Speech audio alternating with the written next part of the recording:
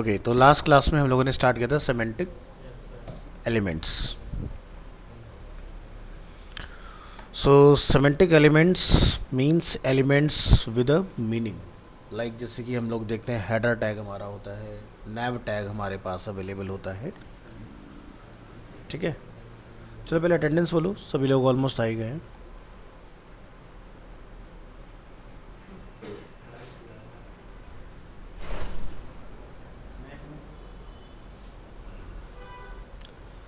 आकाश, अनिकेत, रश्मि, चारू, ध्रुव, Usaid, सालिम। ठीक, हाँ जी। So, what are semantic elements? A semantic elements clearly describes its meaning to both the browsers and the developers. Example of non-semantic element like div or span tells nothing about its content कि basically हमने उसमें क्या store किया हुआ है। So, आप पूरे page को div के थ्रू बना सकते हो, पॉसिबल है। बट अगर मैं डिव के अंदर कोई मीनिंगफुल चीज़ ना बताऊं कि ये डिव किस लिए यूज़ किया जा रहा है, तो वो एक कन्फ्यूज़न क्रिएट करता है डेवलपर एंड से भी और ब्राउज़र एंड से भी, है ना। सो सेमेंटिक्स के एलिमेंट क्या है, जैसे कि फॉर्म टैग, तो यानी कि मुझे क्लियरली पता चल रहा है मैसेज कि इसके अंदर हमारा फॉर्म इंक्लूड है ना। टेबल टैग यानी कि टेबल बन रहा है। आर्टिकल है यानी कि इसके अंदर हम लोग कुछ एक्सप्लेन कर रहे हैं, है ना। सो इस तरह से HTML5 में कुछ आपके नए सेमेंटिक्स ऐड किए गए, जिसकी हेल्प से ब्राउज़र और डेवलपर दोनों को क्लियर इंस्ट्रक्शन जाता है कि किस सेक्शन में हमें क्या चीज़ें इम्प्लीमेंट करनी है। So many websites contain HTML code like div id equal to nav, div class equal to header, div id equal to footer to indicate navigation header and footer. In HTML, there are some semantic elements that can be used to define different parts of a web page like article, aside, details, figure caption, figure, footer, header, main, mark, nav, section, summary and time. सो इसका visual representation अगर हम लोग देखें तो like जैसे कि आप देख सकते हैं टॉप में हेडर होता है, हेडर के नीचे नैव होता है, लेफ्ट राइट में हमारे साइड हो सकते हैं, उसके बीच में हमारे सेक्शंस हो सकते हैं, लास्ट हमारा फुटर होता है। मैंने आपको पहले भी ये बताया था कि हो सकता है कि हम इन टैग्स का इस्तेमाल ना करें, हो सकता है करें। अगर आप नहीं कर रहे हैं तो आपने उस पर्टिकुलर डिव को ये बताना है कि वो डिव हम लोग किस लिए इस्तेमाल कर रहे हैं। अगर आप ये नहीं बताओगे तो आपका कोड स्ट्रक्चर जो है ना ब्राउज़र को क्लियरली समझ नहीं आएगा। और एसईओ के पॉइंट से भी ये चीज़ बहुत ज़रूरी है कि आपके पेज का कोड स्ट्रक्चर एकदम क्लियर हो। ये नहीं कि मेरे को पता चल गया भाई क्लास बनाना सीखें, क्लास कुछ भी लगा सकते हैं, संता बनता रोहन मोहन सोहन, आपने बना दिया हेडर। ठीक है, अब ये तुम्हें पता है, ब्राउज़र को तो नहीं पता ना, या दूसरे बंदे को तो नहीं पता ना कि तुमने किस लिए बनाया और क्यों बनाया।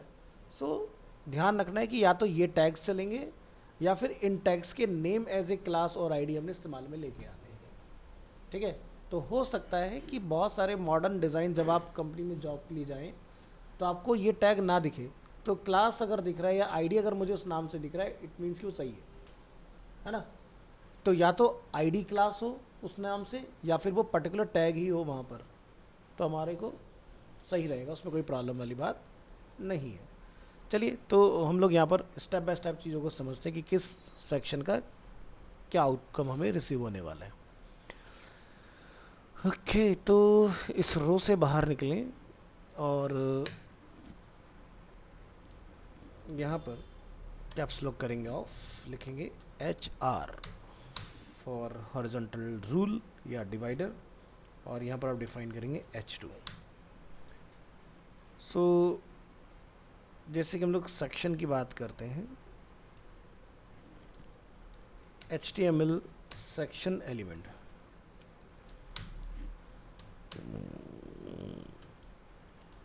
the section element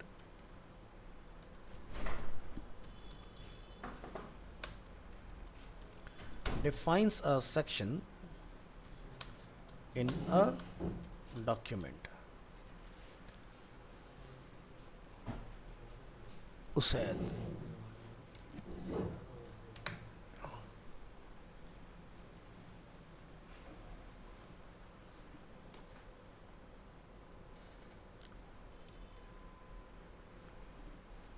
so section से हमारा क्या मतलब होना चाहिए?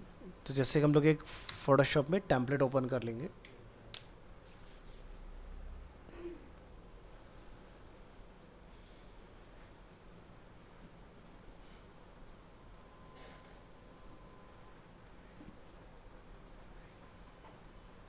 यहाँ ये ओपन करेंगे, यहाँ पर डेस्कटॉप, डेस्कटॉप पर हम अपना यहाँ से फोल्डर लेंगे MWF, यहाँ पर अपन सर्च करेंगे star.psd।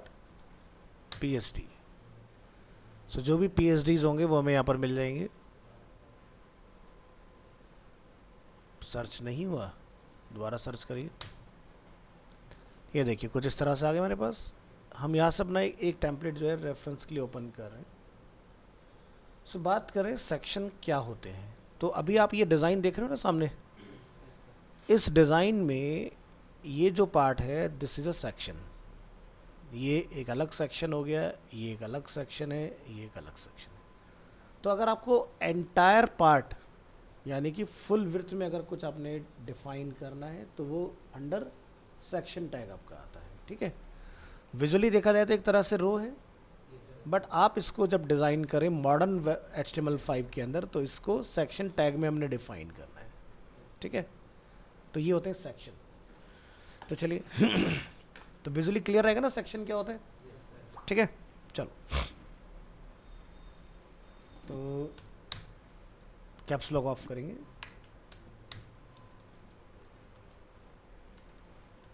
अकॉर्डिंग टू W3C, अब ये W3CS क्या है? इसको हम बोलते हैं वर्ल्ड वाइड वेब कंसोर्टियम, ठीक है। HTML documentation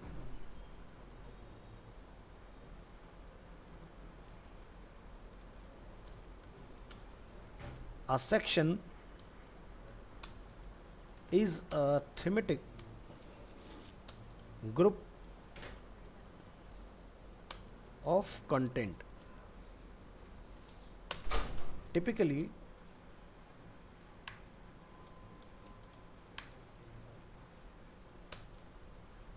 with a heading।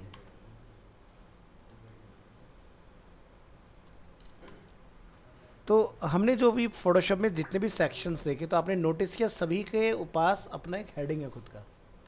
इस सेक्शन का जैसे हेडिंग हम लोग देख रहे हैं स्टैटिक्स है, इस सेक्शन का हेडिंग बिग बर्गर है, इस सेक्शन का बेस्ट बर्गर है, यहाँ शेफ़ है, यहाँ 50% कैशबैक का चल रहा है, पॉपुलर पैकेजेस हैं, इस पर कुछ नहीं है बट हम लोग इसका टेस्टिमोनियल लिख सकते हैं, डोंट मिस आवर अपडेट, तो आप सब्सक्राइब कर सकते हो।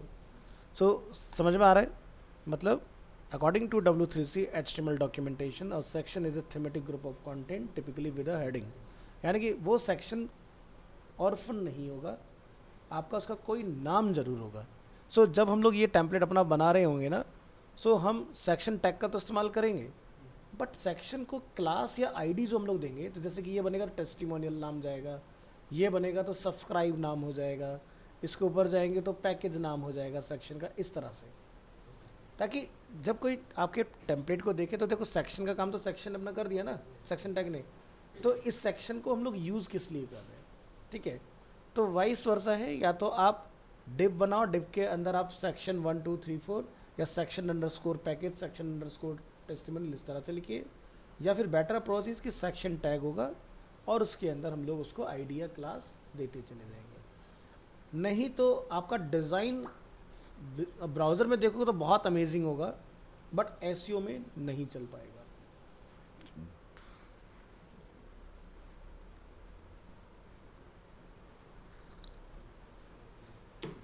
चलें आगे देखेंगे।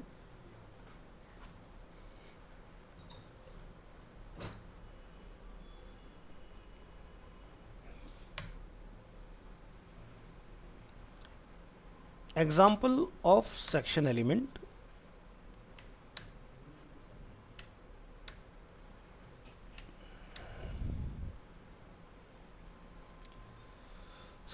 जैसे कि हम यहाँ पर देख रहे हैं, हमने एक प्री टैग यहाँ पर दिखाई दे रहा है। प्री टैग के अंदर क्या है, एक सेक्शन है और सेक्शन के अंदर हमारा क्या है, एक हेडिंग अवेलेबल है which is introduction.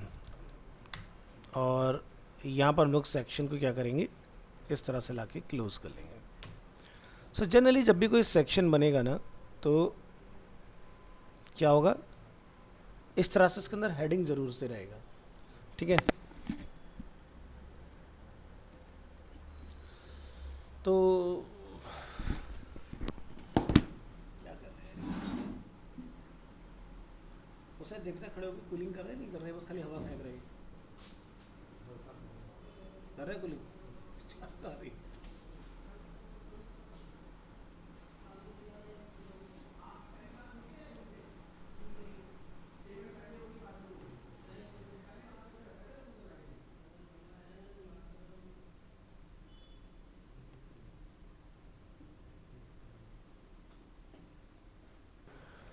Alright, so section का यूज़ हम लोग कहाँ कहाँ कर सकते हैं। एग्जाम्पल ऑफ सेक्शन या example of where a section element can be used, ठीक है। तो जैसे आप कोई वेब टेम्पलेट डिज़ाइन कर रहे हो, वहाँ पर यूज़ कर सकते हो। आज की डेट में हम लोग ई मैगजीन्स, ई पेपर और ई बुक्स भी बना रहे हैं, ठीक है। सो वहाँ पर भी हम लोग ब्राउज़र के अंदर इसका इस्तेमाल कर सकते हैं। जैसे कि यूएल टैग के अंदर हम यहाँ मेंशन कर लेते हैं, जैसे कि कोई चैप्टर्स या किसी इंट्रोडक्शन की अगर बात हो,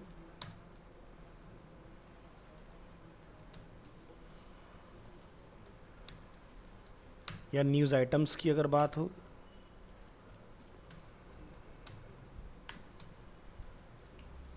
या फिर कॉन्टैक्ट इन्फॉर्मेशन की बात हो।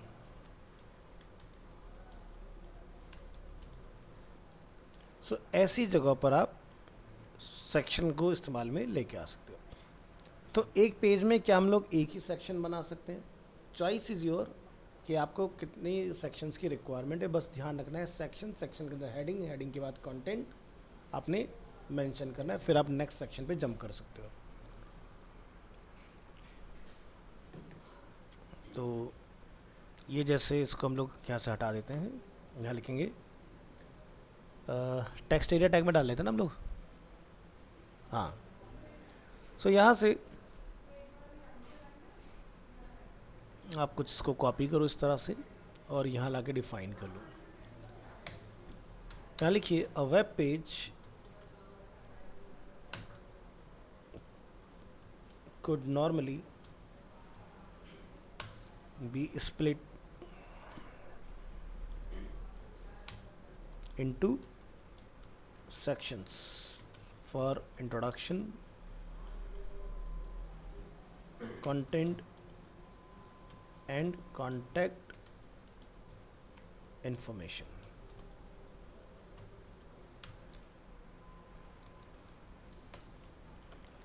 Example, 2 section in a document.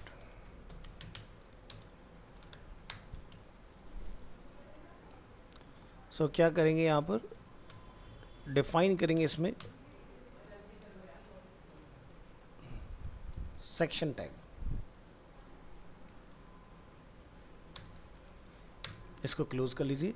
इसके अंदर आप अपनी कोई हेडिंग डिफाइन कर लोगे, लाइक जैसे कि H1, और यहाँ पर जाके आप इसको डिफाइन कर लोगे। इसी तरह से हम यहाँ पर एक और सेक्शन बना लेते हैं,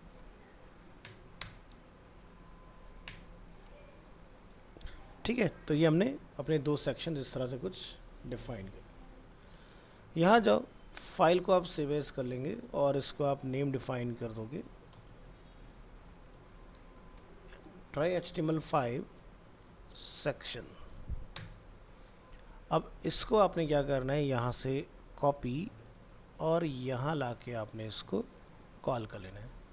सो आउटपुट जब आप चेकआउट करोगे तो वहाँ पर आपको कोई बहुत बड़ा चेंज नहीं मिलेगा, बट एसईओ के पॉइंट से और डेवलपर पॉइंट ऑफ व्यू से और ब्राउज़र के अंडरस्टैंडिंग में ये एक बहुत क्लियर हायरार्की वहाँ पर क्रिएट करता है। तो जैसे आप यहाँ हो, रिफ़्रेश करेंगे हम लोग इसको, कोड की हाइट को थोड़ा सा बढ़ा लो। हमने टोटल 1 2 3 4 4 4 8 9 लाइन का हमने कोड लिखा है। तो यहाँ से अभी आप यहाँ से रन एग्जाम्पल पर क्लिक करो तो आप देखो बिल्कुल प्लेन आ रहा है, जैसे हम लोग H1 और P टैग लिखते हैं बिल्कुल वैसे ही आ रहा है, ठीक है। बट जब CSS वगैरह इसके अंदर आप इस्तेमाल करोगे तरीके से ना, तो क्या है कि इस पेज के अंदर हमने प्रॉपर अपना सिस्टम का यूज़ किया कि ये एक हमारा अलग सेक्शन है और ये एक अलग सेक्शन में कंसिडर होगा। तो जैसे कि इंट्रोडक्शन यानी कि हेडर हो गया, बी हमारा एक्सप्लेनेशन एरिया होगा, तीसरा बनाएंगे तो फुटर आ जाएगा अपने इसके अंदर। तो 3 सेक्शंस मोटे मोटे हमारे इसमें अवेलेबल हैं।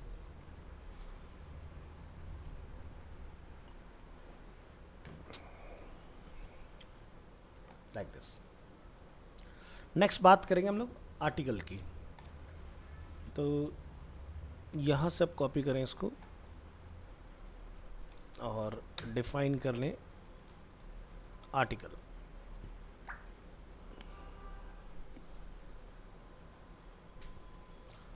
Article element, the article element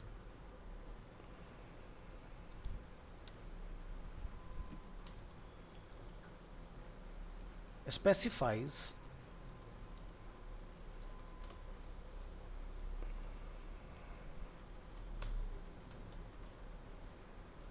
independent self contained content. An article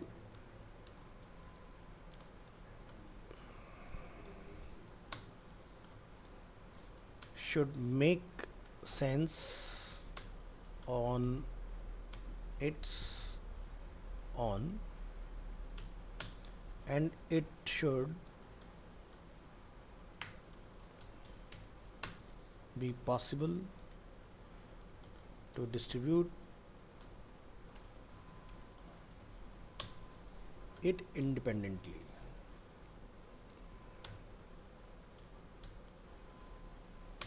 from the rest of the website.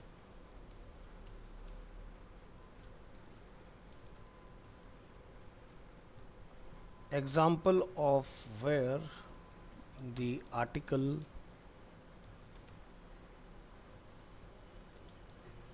element can be used. So news में देख तो आर्टिकल छप जाता है ना। न्यूज़ में आपका आर्टिकल होता है, सोशल मीडिया के ऊपर हम लोग आर्टिकल अपना पोस्ट करते हैं, फोरम वगैरह होते हैं, जैसे कोरा के काफ़ी फेमस प्लेटफॉर्म, वहाँ पर जाकर आप कोई आर्टिकल लिख देते हो।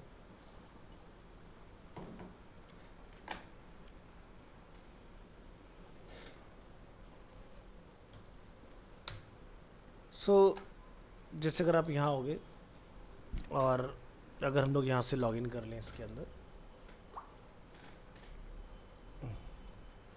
सो कोरा में क्या होता है कि लोग बाग क्या करते हैं, अपने या तो क्वेश्चंस डालते हैं या फिर क्वेश्चंस के लोग आंसर्स वगैरह करके आते हैं, ठीक है। सो जैसे कि आप यहाँ पर देखोगे एक किसी ने डाला हुआ है, यहाँ पर नॉर्मल पोस्ट होती है, जैसे एक ये योगी आदित्यनाथ के ऊपर किसी ने आर्टिकल डाला हुआ है, ठीक है। तो इस तरह से आपको अलग अलग इसमें आर्टिकल्स वगैरह दिखाई देंगे। अब आर्टिकल और ब्लॉग में क्या डिफरेंस होता है? आर्टिकल किसी प्रॉब्लम का सॉल्यूशन हो सकता है, ठीक है। अब ब्लॉग में भी ऐसा हो सकता है, ऐसा नहीं कि ब्लॉग में कोई सी प्रॉब्लम का सॉल्यूशन नहीं। आर्टिकल कंपैरेटिवली ब्लॉग लेंथ में शॉर्टन होते हैं, बहुत ज़्यादा ब्रॉड नहीं होते, ठीक है। सो जैसे एग्जांपल के लिए अगर हम लोग अपनी वेबसाइट में कोई चीज़ बना रहे हैं, तो जैसे कि ये मेरा सेक्शन है, सेक्शन के अंदर हो सकता है मुझे टेक्स्ट लिखना पड़े, तो मैं यहाँ सेक्शन के अंदर आर्टिकल को इंट्रोड्यूस कर सकता हूँ। या फिर मेरे को लगता है कि मेरा बिल्कुल सिर्फ एक टेक्स्ट पार्ट जा रहा है इसके अंदर, तो मैं डायरेक्ट आर्टिकल को भी इंट्रोड्यूस कर सकता हूँ, ठीक है। तो आर्टिकल सेक्शन के अंदर या फिर विदाउट सेक्शन हम लोग डायरेक्टली चला सकते हैं, ठीक है। अब पॉइंट ये आता है कि जब आर्टिकल का यूज़ करें तो क्या पैराग्राफ इस्तेमाल में आएगा कि नहीं आएगा। तो आर्टिकल के अंदर आप चाहो कि अगर मुझे मल्टीपल लाइंस के ब्रेक की रिक्वायरमेंट है, तो जैसे पैराग्राफ क्या करता है, एक लाइन का गैप लेके चलता है ना, तो आप इसके अंदर पैराग्राफ लिख सकते हो। तो ब्राउज़र जो अंडरस्टैंड करेगा वो आर्टिकल को अंडरस्टैंड करेगा, ना कि पैराग्राफ को। तो ब्राउज़र को अगेन ये क्लियर इन्फॉर्मेशन है कि दिस इज़ अ आर्टिकल, और ये आपका किस तरीके से मुझे लिस्ट करना है अपने इंडेक्स में। सो यहाँ पर हम लोग जो आर्टिकल वाले पार्ट डिफाइन करें, तो कहाँ कहाँ पर हम लोग इसको यूज़ में लेकर आ सकते हैं, तो जाके डिफाइन करेंगे इसको। जैसे कि forum post, blog post, user comment, product cards,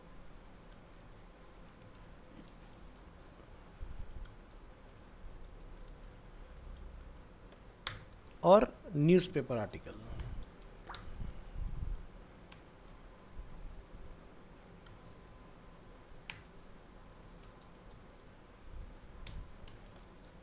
सो इन जगहों पर आप इसको यूज में लेके आ सकते हो।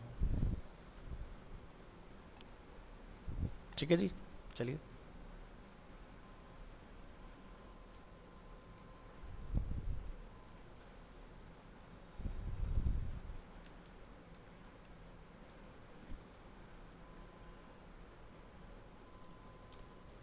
Three article with independent self-contained content. So instead of section मैं यहाँ पर यूज़ करूँगा article tag.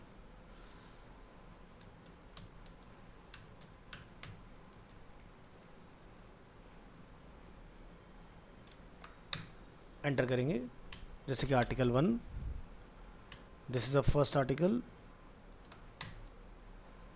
Article 2, this is the second article,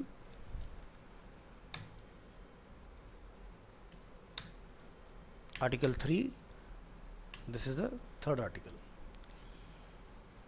और इसकी पोजीशन जो है आप इस तरह से यहाँ पर सेट करोगे, 3 3 6 4 4 4 6 12 13। फाइल को सेव एज कर लेंगे आर्टिकल के नाम से।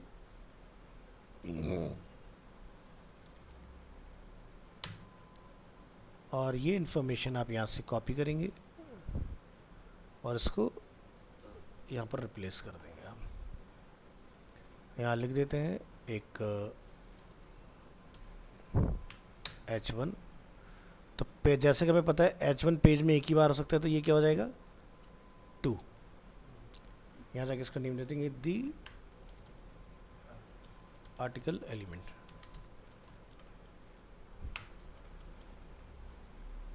तो इस तरह से आपने इसको डिफाइन कर लेना है। अब इसका जो URL है वो आप यहाँ पे जाके रिप्लेस कर दो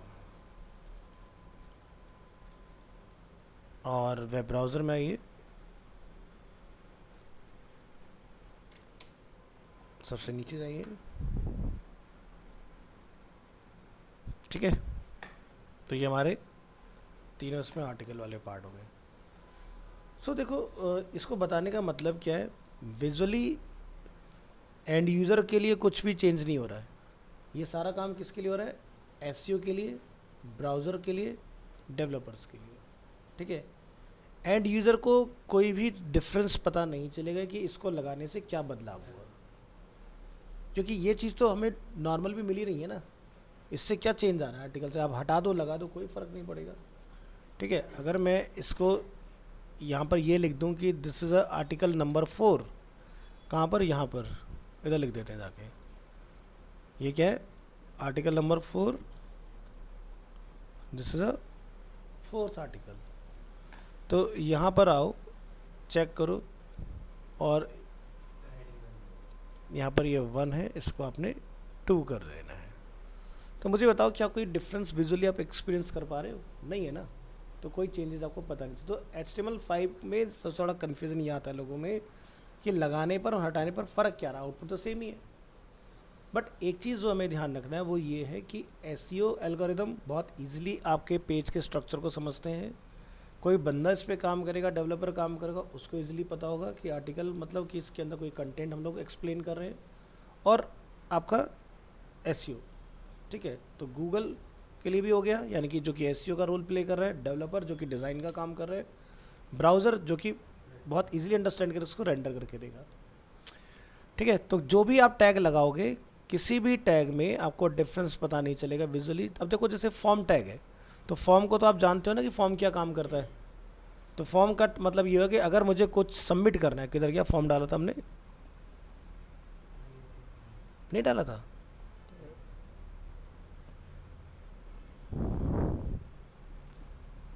फिगर, फुटर, मार्क, नैव, समरी, टाइम, ठीक है, क्योंकि फॉर्म तुम्हारा पहले से भी होता था।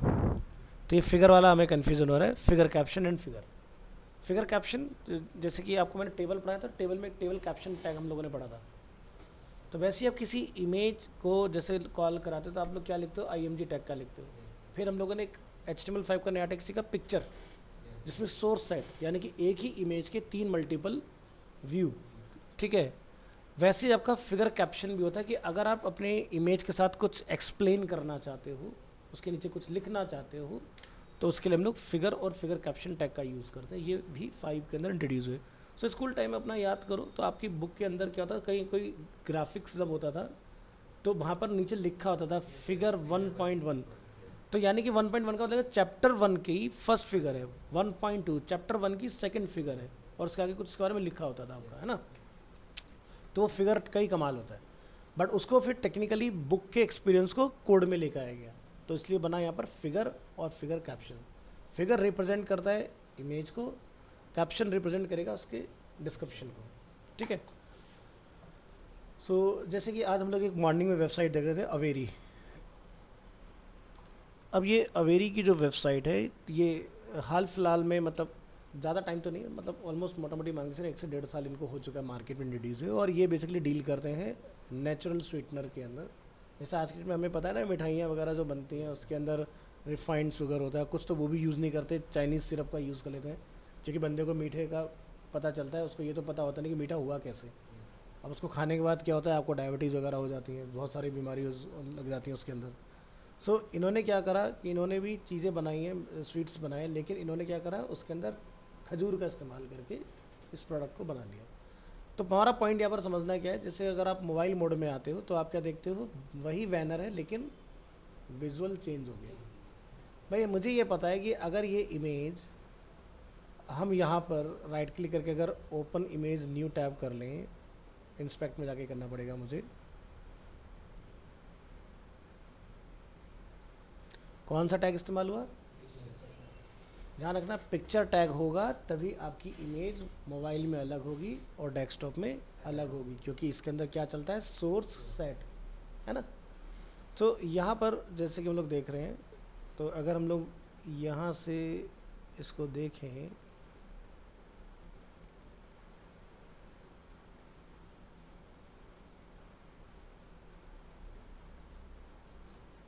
तो देख रहे हो कितनी बड़ी इमेज है।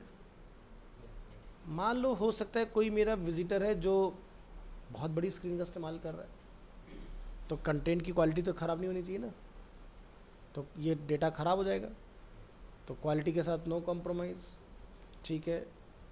अब इसी में इंस्पेक्ट में हम लोग देखेंगे, कहाँ गया, बंद कर दिया क्या हमने, अरे हाँ ये रहा। इसी में अगर आप नीचे आओगे यहाँ पर, तो आपको हो सकता है कुछ डिफरेंट भी देखने के लिए मिले।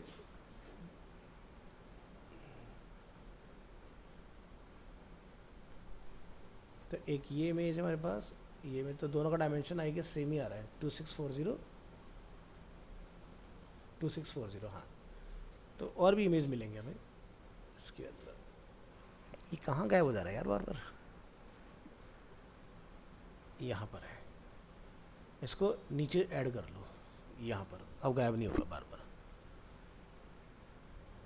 तो आप देख रहे हो यहाँ पर कुछ विड्थ मेंशन है 2640, ये 1920 के लिए बनाया हुआ है इन्होंने, और आप यहाँ देखो तो 352 की विड्थ का भी इन्होंने बनाया हुआ है, 832 की भी विड्थ का इन्होंने बनाया हुआ है, सबके लिए उन्होंने बना के रखे हुए अलग अलग।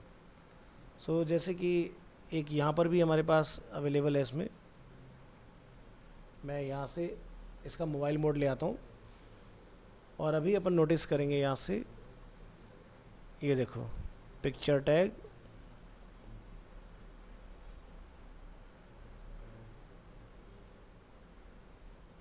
दिखाई दे रहा है अलग, तो दिखाई दे रहा है कि हमारे पास अलग अलग इमेज उन्होंने बना के डाली हुई है। इसका फ़ायदा क्या है कि भाई विजिटर जब आएगा, हो सकता है वो मोबाइल पर चलाए, अब मोबाइल पर अगर वो इस वेबसाइट को चलाएगा तो आप समझ सकते हो ना कि क्या होगा इसके साथ, कि भाई ये ऐसे छोटा हो जाएगा, तो मेरी कंटेंट की क्लैरिटी चलेगी ना, मैं पढ़ नहीं पाऊँगा अच्छे से। ये तो फ्री भी अभी बड़ा है, फ़ोन के अंदर तो इतना ब्रॉड होता ही नहीं, तो इतना ब्रॉड मतलब टैबलेट, क्योंकि ब्राउज़र 500 पिक्सल से नीचे जाता नहीं है अपना, है ना। अब आप यहीं पर देखो कि जो मेरा दूसरा वाला टैब है, इसमें क्लैरिटी अच्छी है, ये मोबाइल मोड के लिए बना है, ठीक है। सब कुछ वही है, कोई डेटा में कोई चेंज नहीं है, बस यहाँ पर कलर बदल गया, बाकी प्लेसमेंट चेंज हो गया, यानी कि ये पूरा मैटर टॉप में चला गया, सेंटर लाइन हो गया, इंडिया टॉप चॉइस जो यहाँ पर राइट हैंड साइड पे था वो सबसे टॉप में आ गया अपना, इस तरह से। तो समझ में आ रहा है कि मॉडर्न टैग्स हमारी किस तरह से प्रॉब्लम को सॉल्व कर रहे हैं। नॉर्मली हमें ये एक्सपीरियंस करने के लिए नहीं मिलता है, बट आज की डेट में जितने भी अच्छे साइट्स बन रहे हैं, जैसे मैंने आपको फ्लिपकार्ट के अंदर भी ये चीज़ एक्सपीरियंस कराया हुआ है, तो फ्लिपकार्ट में भी इसका ही इस्तेमाल हुआ है, पिक्चर सोर्स सेट का, जो हम लोग ऑलरेडी पढ़ चुके हैं।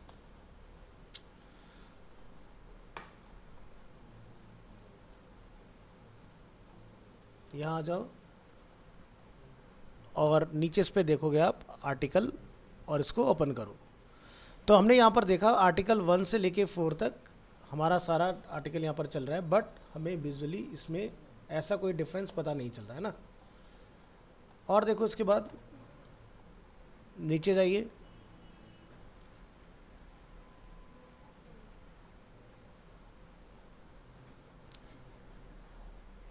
आर्टिकल 1 2 3। तो आर्टिकल को क्या हम लोग सेक्शन के अंदर ब्लेंड कर सकते हैं कि नहीं? तो जैसे कि मैंने आपको बताया कि जो हमारा इधर ग्राफिक ओपन हो रखा है, अगर आप इस पर ध्यान दोगे तो यहाँ पर क्या है, सेक्शन है, यहाँ पर क्या है, आर्टिकल है। तो आप सेक्शन के अंदर भी आर्टिकल को इंट्रोड्यूस करा सकते हो, ठीक है, लेकिन आर्टिकल में सेक्शन नहीं बना सकते, ये हायरार्की है।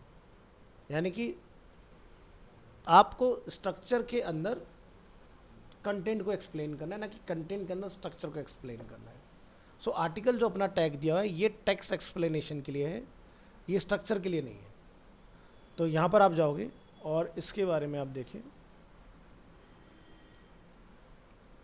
कॉपी, और यहाँ से यहाँ तक का पार्ट हम लोग इसको कॉपी पेस्ट कर देंगे। तो यहाँ लिखिए नेस्टिंग आर्टिकल इन सेक्शन।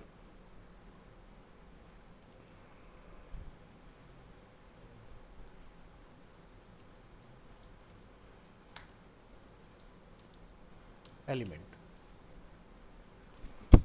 तो the article element specifies independent self-contained content. The section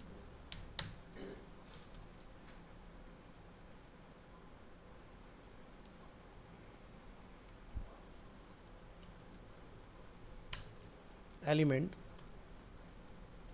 defines section in a document.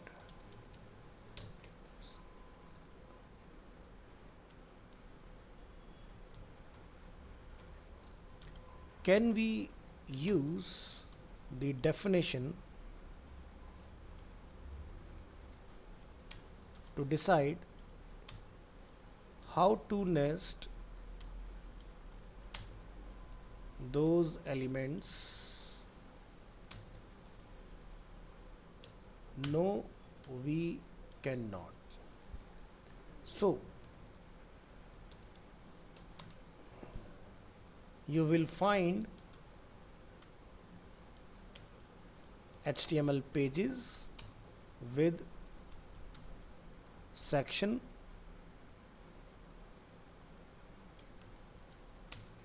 elements containing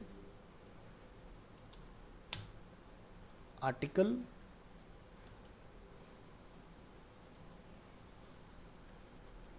elements and article,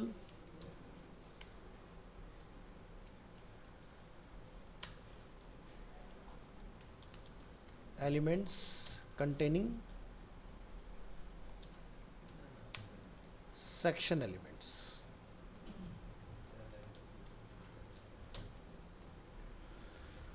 So हम लोग सेक्शन में आर्टिकल, आर्टिकल में सेक्शन बना सकते हैं, नेस्टेड कर सकते हैं। बट फर्स्ट चॉइस आपकी ये होनी चाहिए कि अगर मुझे किसी सेक्शन को डिवाइड नहीं करना है, जैसे एग्जांपल के तौर पर अगर हम लोग ऊपर अपना स्ट्रक्चर देखें, सो आप क्या देखते हो, मेन कंटेनर जो कि पूरे पेज को कंटेन कर रहा है, फिर क्या है, रो जिसके अंदर हमारे 2 कॉलम बने हुए हैं, ठीक है। तो यहाँ पर हमने जो अभी, जो मैंने आपको अभी बताया, उसमें मैंने आपको क्या समझाया कि भाई आप सेक्शन के अंदर आर्टिकल बनाओगे। अब हो सकता है कि कहीं पर मुझे कॉलम के अंदर फिर से मुझे एक रो की रिक्वायरमेंट हो, तो अगेन मैं आर्टिकल के अंदर भी एक नया सेक्शन बना के फिर से आर्टिकल डाल सकता हूँ, या सेक्शन के अंदर आर्टिकल या आर्टिकल के अंदर सेक्शन। सो ये आपको देखना पड़ेगा सिनेरियो वाइज कि कहाँ पर आपको किस तरह से रिक्वायरमेंट आ रही है। बट फर्स्ट स्ट्रक्चर हमने ध्यान रखना है कि पहले सेक्शन और देन आर्टिकल।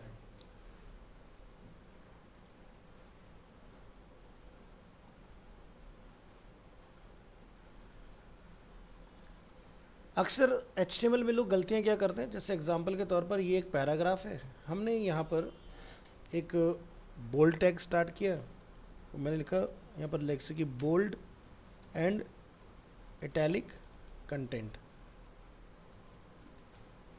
और ये मैं बिल्कुल बाहर लिख देता हूँ। अब यहाँ पर क्या हुआ कि लोगों ने इटैलिक का भी इस्तेमाल किया इसके अंदर।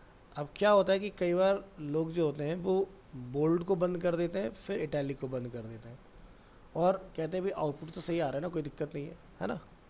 तो ज़रा इसको एक बार चलाओ, ओपन विद लाइव ब्राउज़र करोगे तो ये देखो बोल्ड इटैलिक का ही आपको रिजल्ट मिल रहा होगा। आउटपुट आके हम खुश हो गए, सही है। बट क्या ये सही था? तरीका क्या था, होना चाहिए था,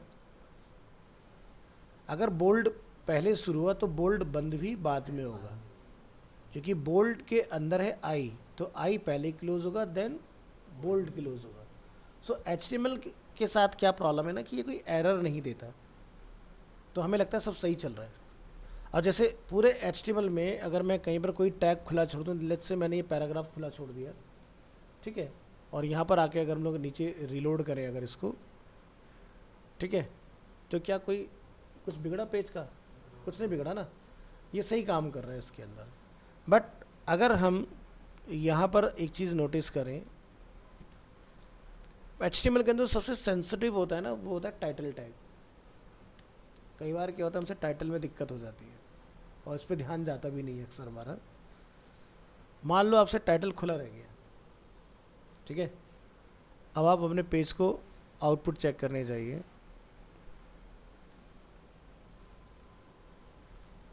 पूरे HTML में जो हाईली सेंसिटिव है विच इज़ टाइटल, अगर टाइटल टैग खुला छोड़ दिया आगे कुछ भी नहीं आएगा, ठीक है।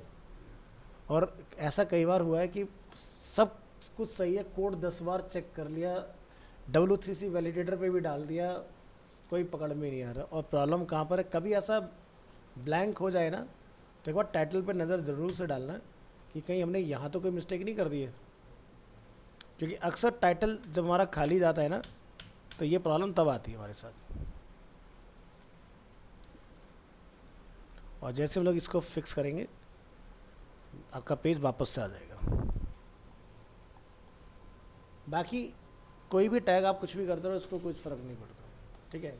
अब जैसे फ़र्क कहाँ पड़ता है इसको, आपने मान लो यहाँ पर कुछ हेडिंग्स बनाए,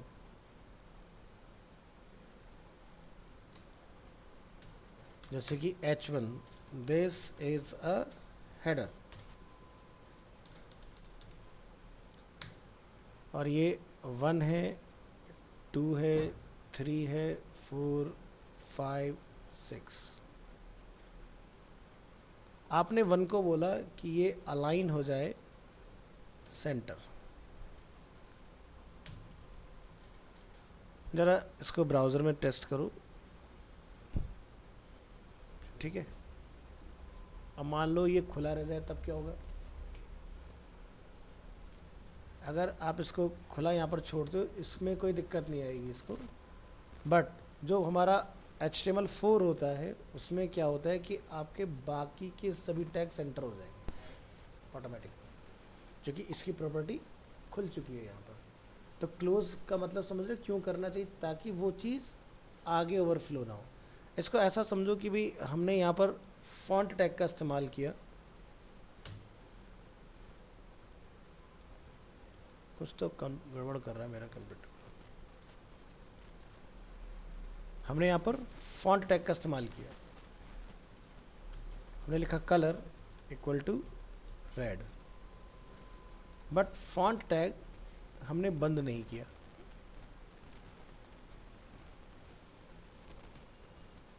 क्या दिखाई दे रहा है?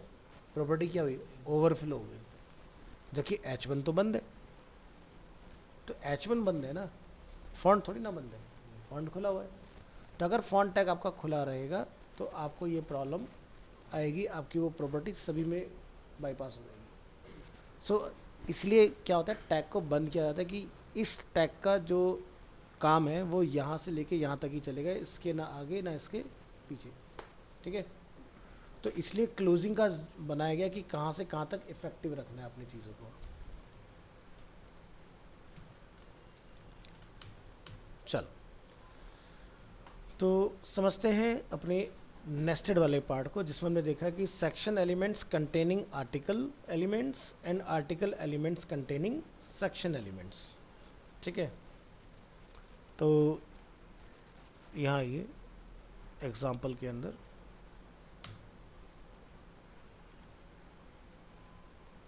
और इसका मैं आपको डायरेक्ट भी दिखा भी देता हूँ। जैसे कि हम यहाँ जाते हैं, लिखते हैं सेक्शन और हमने यहाँ पर इसको बंद कर दिया। सेक्शन को हमने यहाँ बंद किया। अब हो सकता है कि मुझे इसके अंदर दो सेक्शन फिर से बनाने हो, तो हम लोग कहाँ गए? आर्टिकल के अंदर हमने यहाँ पर जाके इधर में सेक्शन डिफाइन किया था ना, ऊपर टॉप में, कॉपी कर लेता है। मैंने यहाँ पर आके फिर से एक चाइल्ड सेक्शन बना दिया इस तरह से।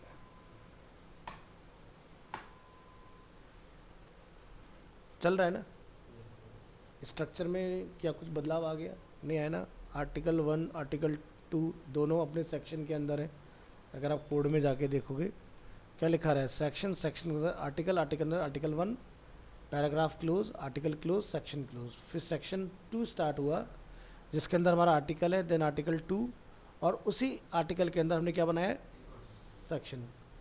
इस तरह से तो आप वाइस वर्सा चला सकते हो, लेकिन ध्यान रखना है कि बाहर सेक्शन हो, उसके अंदर आर्टिकल हो, देन आर्टिकल के अंदर सेक्शन हो। इस तरह से काम चलेगा आपका। तो हम किसी को भी नेस्टेड कर सकते हैं, बट जो करेक्ट फ्लो है वो ये है, section then article.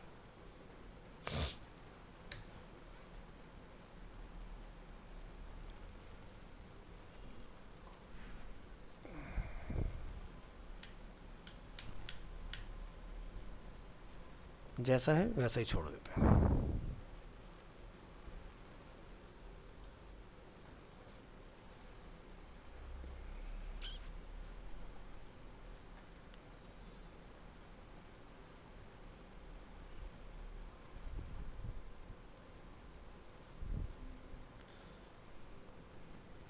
Next,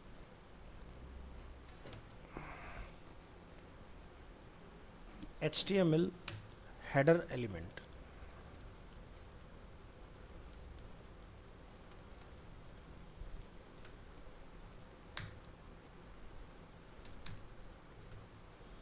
The header element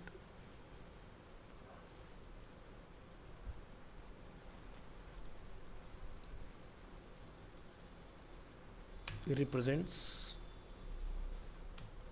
a container for introductory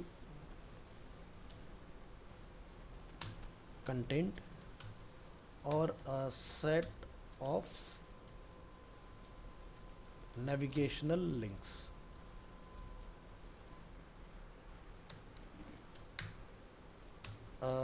Header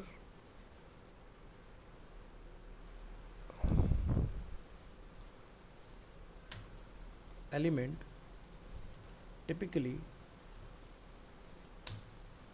contains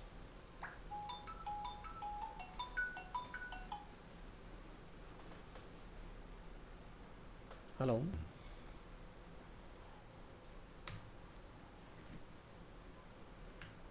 L I. तो जैसे कि हेडर एलिमेंट जो होता है हमारा, वो साइट का लोगो, साइट का नेम, और वन और मोर हेडिंग एलिमेंट्स। इट्स डिपेंड कि आप H1 से H6 के बीच में कौन सा यूज़ करें। तो इसको हम लोग लिखेंगे %LT %GT H1 से लेके H6।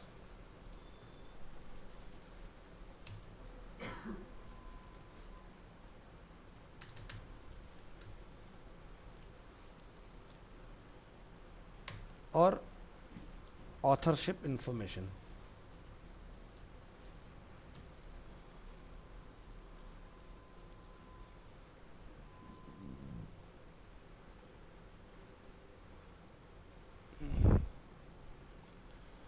तो जैसे कि आप फोटोशॉप में यहाँ पर आ जाइए, जब हम इस टेम्पलेट को बनाएंगे तो ये किस में जाएगा, हेडर के अंदर। अब इसमें क्या क्या है, लोगो है अपने पास, लिंक्स है हमारे पास, हेडिंग्स है हमारे पास, कॉल टू एक्शंस हमारे पास है। सो ये पूरा जो पार्ट है विजुअली है एक सेक्शन, बट ये बनेगा हेडर के अंदर। अब ये देखा जाए नीचे जब हम लोग आते हैं तो ये विजुअली एक सेक्शन है, बट वेबसाइट का ये एंड है, तो ये बन जाएगा फुटर टैग के अंदर। ठीक है।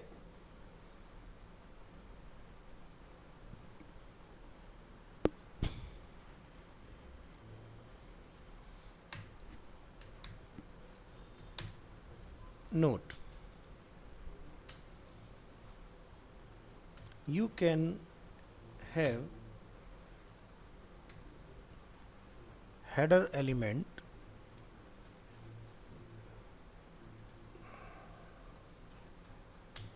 in one HTML document. However,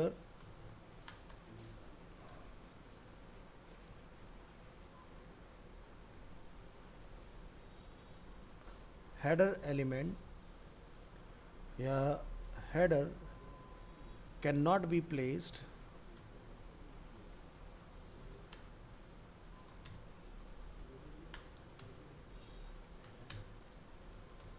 within a footer,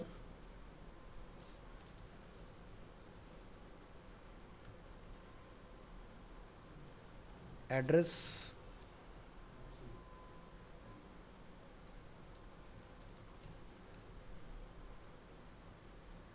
और other header element.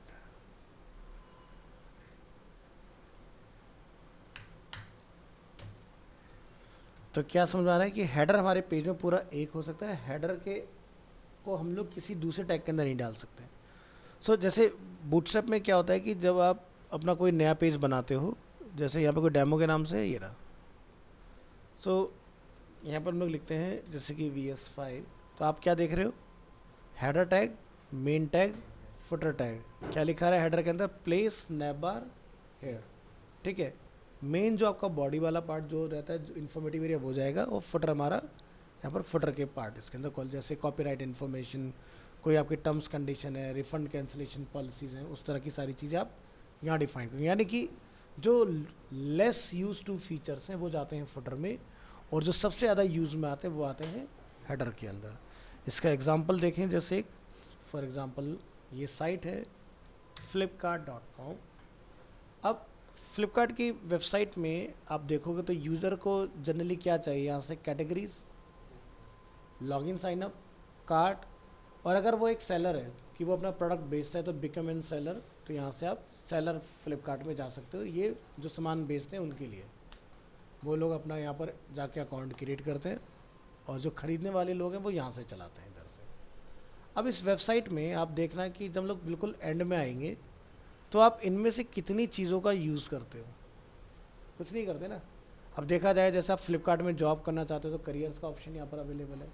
हम जाके यहाँ देख सकते हैं भी करंट ओपनिंग फ्लिपकार्ट के अंदर क्या क्या अभी एट प्रेजेंट अवेलेबल है। ठीक है। सो ये पूरा फ्लिपकार्ट की टीम है जिसमें आप जाओ और जाके एक्सप्लोर करो भी किस तरह का आप काम वगैरह इसमें करना चाह रहे हो। सो जैसे देखें ऊपर अगर, तो आप यहाँ से जाके जॉब सर्च करो, जैसे कि वेब डिज़ाइनर। सो ये कह रहे हैं अभी 188 अपॉर्चुनिटीज़ अवेलेबल है टू बी अ मैक्सिमाइज़र।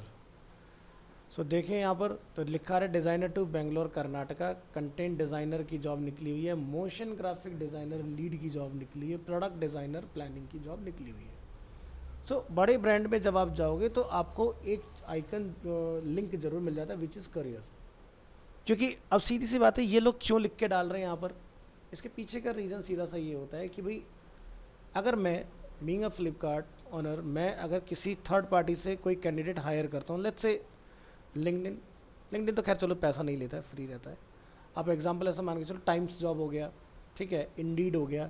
सो ये प्लेटफॉर्म पर आप जॉब अप्लाई करते हो आपकी तो फ्री में लग जाती है, लेकिन जो रिक्रूटर होता है उसको एक अमाउंट पे करना पड़ता है वहाँ पर जॉब पोस्ट करने के लिए। बट अगर मेरे पास डायरेक्ट यहाँ से मेरे पास डेटाबेस बनेगा, लोग मेरे पास जॉब के लिए अप्लाई करेंगे, तो मुझे तो किसी को नहीं पे करना पड़ रहा ना।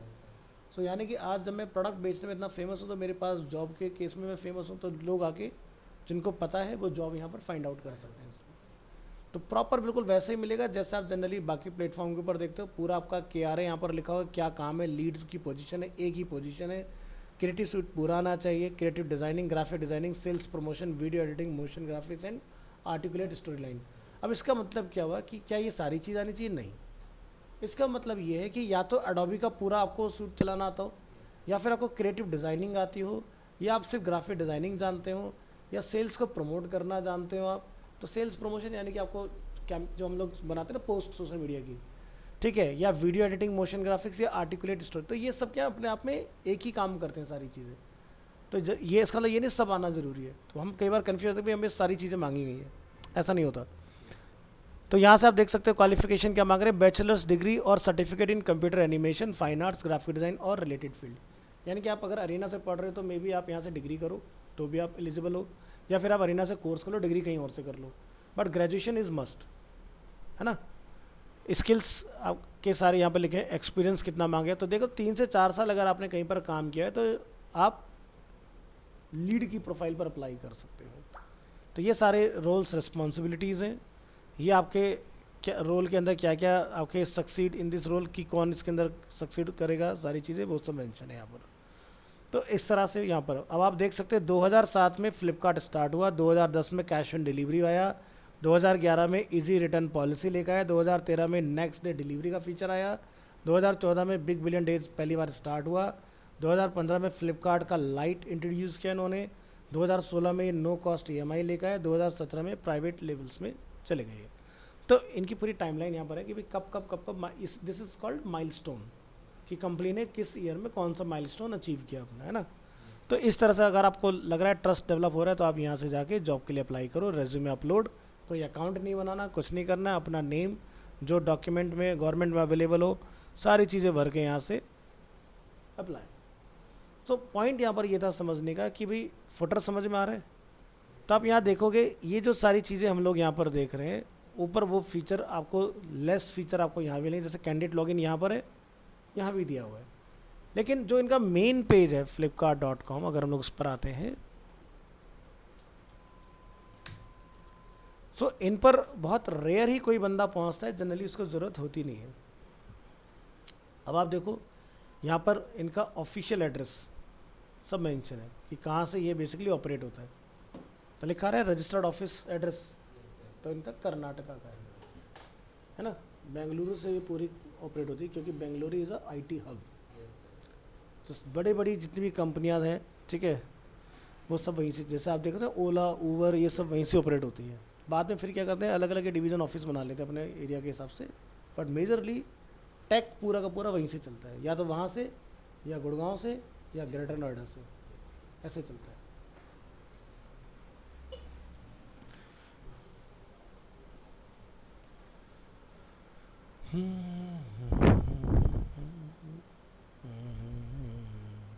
चलिए, तो हमने हेडर एलिमेंट के बारे में पढ़ा। तो हेडर एलिमेंट जब भी हमारा पेज की शुरुआत होगी, बॉडी के अंदर सबसे पहला पार्ट होगा, किसी के अंदर नहीं डालना है, ओपन टैग चलेगा बिल्कुल, बॉडी, बॉडी के अंदर हेडर।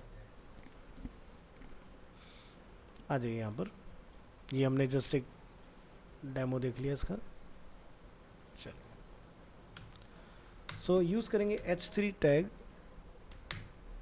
एग्जाम्पल, और इसके लिए एक एग्जाम्पल आप बना लें, paragraph, a header for an article.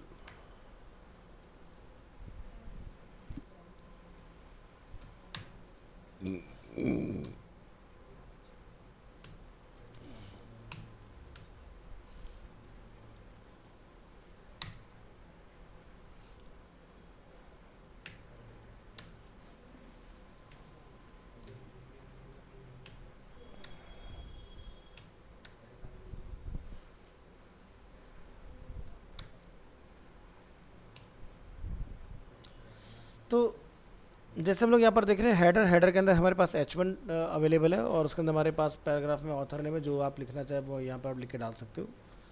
या फिर हम इसको कुछ ऐसा बना लें कि आर्टिकल टैग हमारे पास, इसके अंदर हम लोग यूज़ करें हेडर को, हेडर के अंदर हम लोग यूज़ करें H1 और यहाँ पर ऑथर नेम, और उसके बाद आप पैराग्राफ में जो भी एक्सप्लेन करना चाहते हो वो आप यहाँ जाके डिफाइन कर दोगे। लॉरेम इप्सम,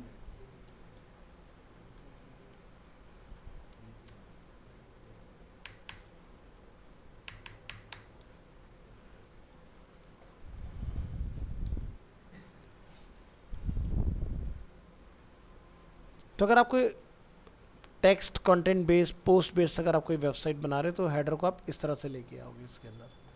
और अगर आप कोई वेबसाइट बना रहे हो तो हेडर सबसे पहले, और उसके बाद में उसके अंदर नेविगेशन वगैरह आप यूज़ में लेके आओगे। सो इसका अगर हम लोग एग्जांपल रन करें यहाँ पर,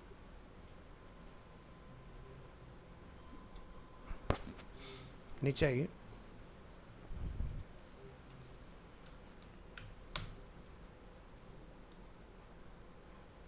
इस फाइल को आपने सेव एज करना है, नेम क्या रख देंगे, हेडर, और ये पूरा मैटर आप यहाँ से कॉपी करके इधर लाके कॉल करा लो। हेडर को यहाँ लाके डिफाइन करिए,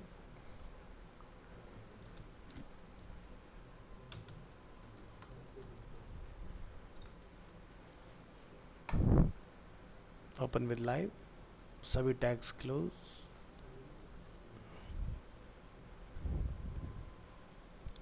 ठीक है। तो आपका आर्टिकल टाइटल, यहाँ पर जो भी आप लिखना चाहें उसके बारे में, तो ये जैसे कि कहाँ पर काम आ सकता है, अगर सिर्फ टेक्स्ट बेस्ड चल रहा है, ठीक है, तो आपका article main section, then article, article के अंदर हेडर, ठीक है, और ये फिर आपका नॉर्मल एक्सप्लेनेशन में चला जाएगा, या फिर जैसे हम लोग यहाँ पर यूज़ कर सकते हैं इसको। बट जब कोई वेबसाइट हम लोग डिज़ाइन करते हैं जनरली, जैसे फ्लिपकार्ट बेस्ड कोई साइट है, तो इसमें हेडर को आपने नैब के लिए बिल्कुल डेडिकेटेड एक ही बार चलाना है, नीचे वाले पार्ट आपके सारे सेक्शंस वगैरह के अंदर यूज़ में लेके आओगे। सिमिलरली फुटर आपका रहता है कॉपी पेस्ट, और इसको हम लोग ले जाएंगे लेफ्ट में।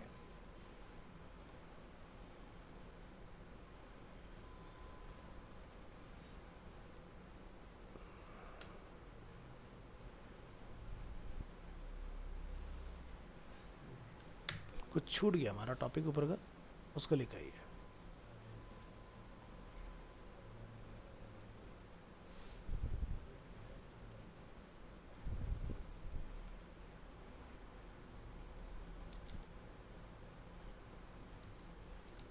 अब फुटर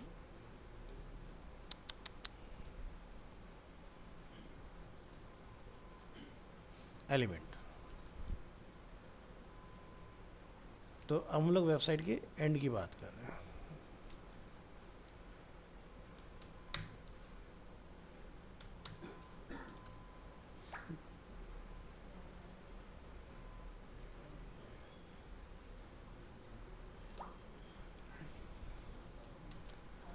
The footer element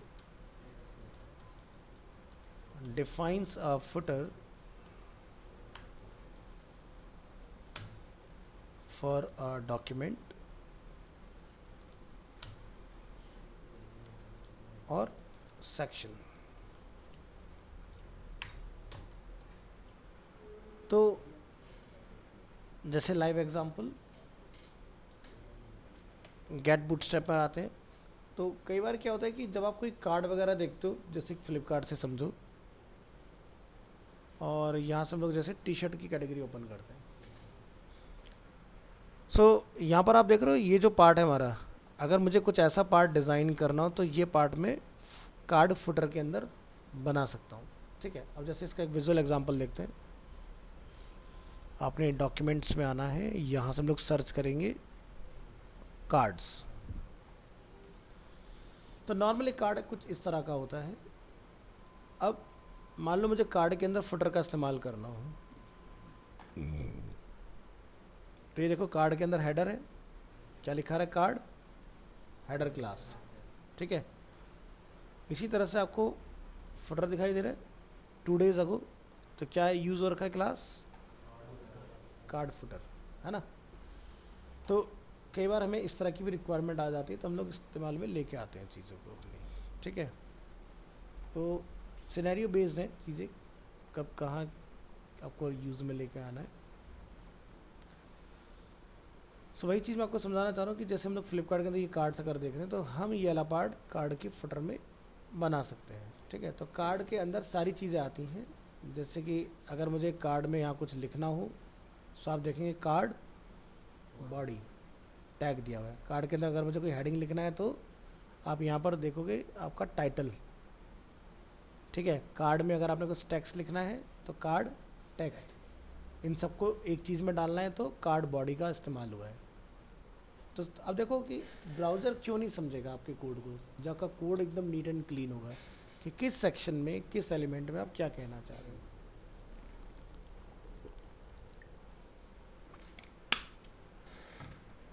सो आगे जब आप पहुंचोगे, फंडामेंटल्स जब आपके क्लियर हो जाएंगे, तब आप बूटस्ट्रैप सीखोगे, आपके कोर्स के अंदर दिया हुआ है।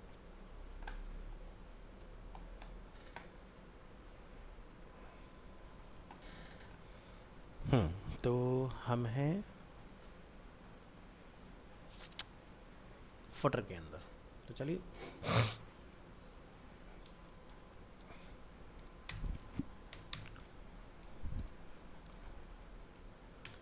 अ फुटर एलिमेंट टिपिकली कंटेन्स, हम लोग यूएल टैग में लिखेंगे LI, जैसे कि copyright information, links to external document. ठीक है, लिंक टू एक्सटर्नल डॉक्यूमेंट से हमारा मतलब क्या है, जनरली जैसा आप देखते हो followers on social media handles, so जैसे कि Flipkart, Instagram, LinkedIn, Twitter, YouTube जो लगे रहते हैं, वो सभी आपको जो कंटेंट होते हैं वो फुटर के अंदर कंटेंट होते हैं। जैसे इसका एक अगर हम लोग लाइव एग्जांपल देखें यहाँ,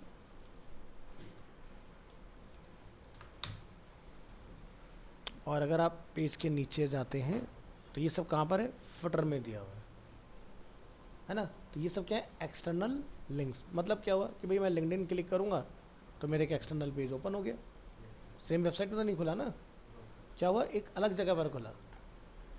ठीक है, लिंक्स टू एक्सटर्नल डॉक्यूमेंट, और क्या डाल सकते हैं, जैसे कि ऑथरशिप इंफॉर्मेशन,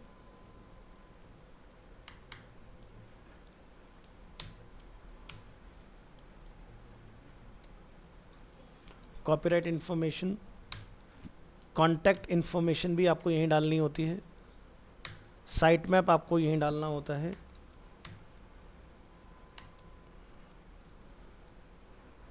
बैक टू एक टॉप लिंक हम लोग देखते हैं,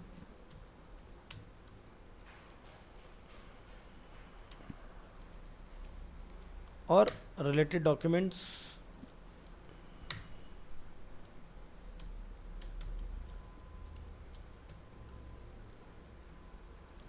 So like this you have several footer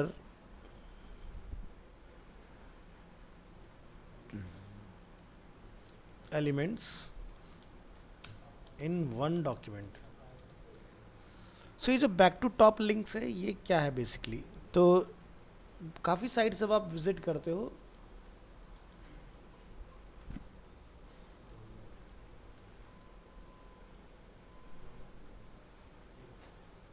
तो क्या अभी आप देख रहे हो यहाँ पर कोई भी कंट्रोल नहीं है ना, जहाँ मेरा माउस है, लेकिन जैसे पेज लिटिल बिट स्क्रॉल होगा तो यहाँ पर एक ट्रिगर आ जाएगा ऑटोमेटिक। आ गया? This is called back to top. ये भी फुटर में ही बना हुआ है, बट ये बाय डिफ़ॉल्ट हाइड होता है। ऑन पेज स्क्रॉल पर हम लोग लगा देते हैं कि भाई जब यूज़र इतने पेज पिक्सल्स को स्क्रॉल कर देगा, 200 पिक्सल्स 300 पिक्सल्स जो भी आप वैल्यू रखना चाहें, तो ये आपको एक्टिव हो जाएगा और आपको ऊपर लेके आने में हेल्पफुल होता है। आपको मैनुअली पकड़ के स्क्रॉल नहीं करना है, क्लिक करेंगे सीधे बैक टू टॉप में आप आ जाओगे। This is called back to top links.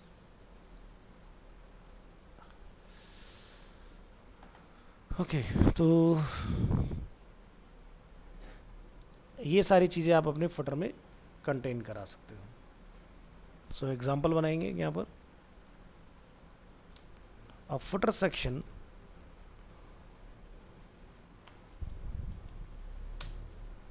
In a document. So इसके लिए आपका डेडिकेटेड फुटर टैग आएगा, एंटर। और जैसे कि हमारा कॉपीराइट की इंफॉर्मेशंस वगैरह होती हैं तो वो आप अपना डिफाइन कर सकते हो इसके अंदर। तो जैसे कि यहाँ पर हम लोग लिख सकते हैं your site name dot com, और पी टैग को हम लोग यहाँ पर क्या कर लेंगे, क्लोज, इस तरह से। और आप अगर लिखना चाहें design and developed by Aptech LTD, और ये अपना कॉपीराइट इन्फॉर्मेशन, प्लस हम चाहते हैं कि ये सेंटर में आए, तो हमने यहाँ पर फ़िलहाल के लिए अलाइन सेंटर में लिख देता हूँ, लाइक दिस। तो ये कितना हो गया हमारा, 1 2 3 4 लाइन का ही कोड है। इसको क्या बोल देंगे, फुटर। यहाँ पर आके इसको नेम दे देंगे फुटर।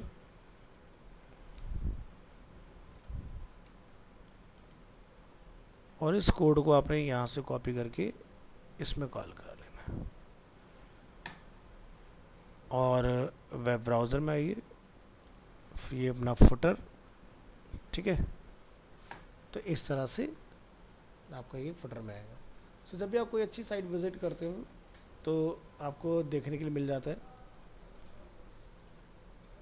कोशिश करेंगे यहाँ पर चेक करने का, तो लिखा रहा है कॉपीराइट 2007 से लेके टिल डेट, अपना क्या लिखा रहा है, flipkart.com इसके अंदर, ठीक है। इस तरह से यहाँ पर ये मेंशन है। सो यहाँ पर आप देख सकते हो और कौन कौन से हमारे links available, like become a seller, ये सब 5 ही तक है। हाँ मतलब खत्म होने वाली, हाँ हाँ ओवर होने वाला है बैच।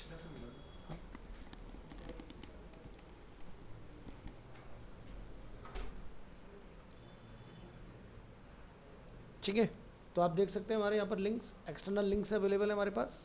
हमारी कॉन्टैक्ट इन्फॉर्मेशन इसके अंदर है, ईमेल, एडिशनल लिंक्स जो कि हम लोग हेड में नहीं डाल सकते, अगर डालेंगे तो हेडर हमारा काफ़ी क्लटर हो जाएगा। सो उस तरह की जो चीज़ें लेस ड्रिवन वो जाती हैं फुटर के अंदर, लेकिन अगर यूज़र चाहे तो इस्तेमाल करे, अदरवाइज़ ये कल को क्लेम ना करे कि जी आपकी वेबसाइट के अंदर ये चीज़ हाइड एंड सीक है, वो नहीं होना चाहिए। तो आप यहाँ पर देखोगे कंज्यूमर पॉलिसी जो है वो सब यहाँ पर अवेलेबल है, क्योंकि जब तक एक वेबसाइट किसी से पेमेंट कलेक्ट कर रही है, सो वहाँ पर हम यूज़र से पॉलिसी नहीं छिपा सकते। भाई फ्लिपकार्ट पे आपने अकाउंट बनाया, आपकी सारी कुंडली उनके पास है। कहने का मतलब आप क्या पसंद करते हो, किन चीज़ों में आपका इंटरेस्ट है, उन्हें सब पता है। आपकी कॉन्टैक्ट इन्फॉर्मेशन, आपका debit card, credit card, net banking, जो भी वॉलेट आप यूज़ करते हो, सब तो ऑलरेडी ओके रहता है ना। वहाँ पर आपने प्रोडक्ट ऐड टू कार्ट किया और सीधे आपने पेमेंट करा, चेकआउट करा, काम खत्म हो गया। एड्रेस सब कुछ उनके पास, ऐसे ही है ना। तो प्राइवेसी का मतलब क्या हुआ कि भाई आपको जो मैं अपनी इन्फॉर्मेशन दे रहा हूँ उसका आप क्या करोगे। कहीं ऐसा नहीं फ्लिपकार्ट किसी को मेरी इन्फॉर्मेशन भेज दे, है ना। तो जैसे आप सोशल मीडिया पे जाते हो कहते हो फ्लिपकार्ट सॉरी फेसबुक फ्री है, नहीं है फ्री, वो आपका डेटा बेच देता है। आप कहाँ जा रहे हो, कहाँ उठ रहे हो, कहाँ बैठ रहे हो, सब आपका दूसरे के पास है, तभी तो आपको ऐड आता है उसी के हिसाब से। सो ये फ्री नहीं हुआ। अब फ्लिपकार्ट के अंदर आप अगर देखते हो तो जब कुछ खरीदते हो तो उसका पैसा पे करते हो, तो प्लेटफॉर्म इज़ फ्री लेकिन प्रोडक्ट इज़ नॉट फ्री। आप अगर कुछ लोगे तो पेमेंट तो करोगे ना, लेकिन ये आपकी प्राइवेसी लीक नहीं कर सकते कि भाई आपका क्रेडिट कार्ड का भाई इसका ज़रा क्रेडिट कार्ड नंबर बता दो मुझे, भाई क्यों बता दें, नहीं बता सकते। तो आपका ये सारी चीज़ें यहाँ पर तो आप देख रहे हो, सिक्योरिटी, प्राइवेसी, सब कुछ यहाँ दिया हुआ है। Terms of use, cancellation, return, grievances. अगर मान लो कल को तुम्हारे साथ कुछ फ्लिपकार्ट ने स्कैम कर दिया 1%, तो क्या उसके चांसेस हैं, या किन किन चीज़ों को मैंने अलाउ डिसअलाउ किया, या कहाँ पर जाकर मैं केस लड़ूंगा अपना, सब लिखा हुआ है ना यहाँ पर। तो जब तक आप ये सारी चीज़ें ओपन नहीं करोगे तब तक फ्लिपकार्ट कंपनी को पेमेंट गेटवे नहीं दिया जाएगा। समझ गए ना? उसका पेमेंट गेटवे कब मिलेगा? जब वो अपने बारे में सारी इन्फॉर्मेशन बता दे कि भाई कल को ऐसा तो ना हो कि भाई मैंने तुम्हें पेमेंट गेटवे दे दिया और कल को तुम कस्टमर के साथ स्कैम कर रहे हो फिर बाद में, तो वो सब चीज़ें नहीं कर सकते। तो फ्लिपकार्ट का जो पेमेंट गेटवे है ना, वो भी इनका अपना खुद का है, इन्होंने किसी से ले नहीं रखा है, इनको इन्होंने खुद डेवलप कराया उसको सारी चीज़ें। तो बहुत ही neat and clean refined platform है। तो समझ में आया फुटर? तो जहाँ पर आपकी कॉपीराइट इन्फॉर्मेशन, तो हमने देखा 2007, और जब हम लोग करियर वाले पर गए थे तो हमने क्या देखा, 2007 में फ्लिपकार्ट स्टार्ट हुआ। फ्लिपकार्ट से पुराना था स्नैपडील, ठीक है। स्नैपडील को देखते फ्लिपकार्ट इंट्रोड्यूस हुआ था। तो जैसे अगर हम लोग जाके यहाँ सर्च करें ना स्नैपडील को,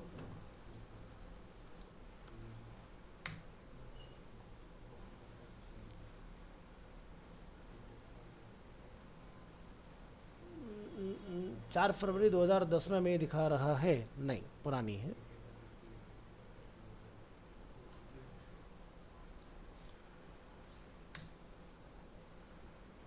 चार फरवरी 2010 में दिखा रहा है, हाँ तो ये सही दिखा रहा है। इसका मतलब फ्लिपकार्ट जो था उससे पहले सिर्फ 2007 में जब ये स्टार्ट हुआ था तो ये बुक बेचा करता था। पहले ये बुक्स के बिजनेस में थे, फिर बाद में निकल के स्नैपडील की सक्सेस को देखते ये निकल के आए थे उसके अंदर जो आपका ये है कंज्यूमर ड्यूरेबल प्रोडक्ट्स। उससे पहले इस जो स्टार्ट हुआ था स्नैपडील, स्नैपडील भी क्या देता था बेसिकली, आपको कूपन सेल किया करता था जो इनका अर्लियर स्टेज था। तो ये सिर्फ यहाँ पर शायद कहीं मेंशन में मिल जाए,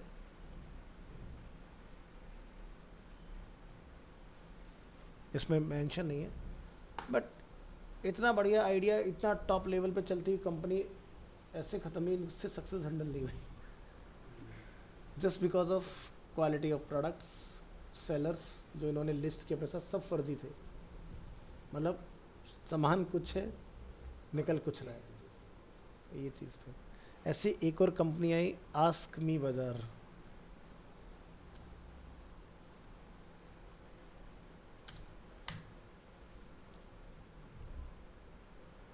सो किरण मूर्ति साउथ इंडियन थे ये, इन्होंने इसको किया था, ये 2012 में आई थी कंपनी। इन सब से सीखा उसने, देखा भी अतरे बढ़िया काम कर रहे हैं, उन्होंने ब्रांड एम्बेसडर उठाए बड़े बड़े तगड़े फेस, कंगना रनौत एंड रणवीर कपूर, लेकिन उसके बाद भी ये चल नहीं पाई। इनके पास स्नैपडील से भी ज़्यादा फर्जी सेलर आए जिन्होंने कंपनी को कुछ ही महीनों में डुबा दी।